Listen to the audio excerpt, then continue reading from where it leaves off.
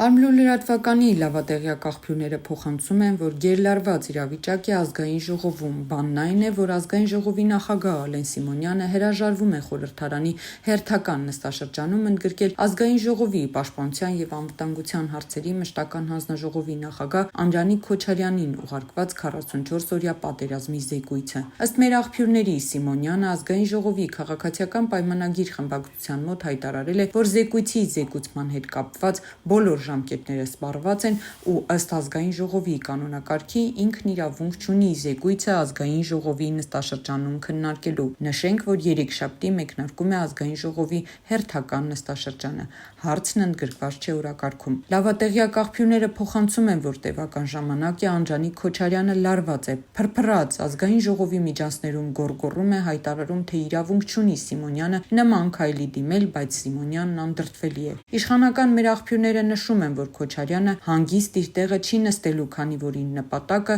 44-օրյայի զեկույցով շոուներ բեմադրելն էր, բայց արի ու տես, որ իր ցանկությունները իրականություն չեն դառնում։ Թե վերջնական ինչ եզրակացություն կտա Սիմոնյանը դեռևս անհայտ է։ Հիշեցնենք, որ սեպտեմբերի 27-ին լրացավ 5 տարին, երբ Ադրբեջանը հարձակվեց Արցախի վրա, լայնամասշտաբ պատերազմ սկսեց, որից հետո մի քանի տարի անց Արցախը հանձնվեց Ադրբեջանին։ Նշենք, որ դեռևս սեպտեմբերի 16-ին Ժողովուրդ օրաթերթը գրել էր, որ Ազգային ժողովում արդեն 3.5 տարի շարունակ գործընթացը, որը կոչված է ուսումնասիրելու 44-օրյա պատերազմի հանգամանքները, այսօր փաստացի փակուղում է։ Քոչարյանի ղեկավարած քննիչ հանձնաժողովը ստեղծվել էր 2022 թվականի փետրվարին հստակ ժամկետով, սկզբում 6 ամիս, այնուհետև ևս 6 ամիս երկարաձգման հնարավորությամբ։ ԱԺ կանոնակարգ օրենքի 16-րդ հոդվածի համաձայն 2023 թվականին արդեն Անդրանիկ Քոչարյանը պարտավոր էր ավարտել իր աշխատանքները և ներկայացնել եզրափակիչ զեկույցը,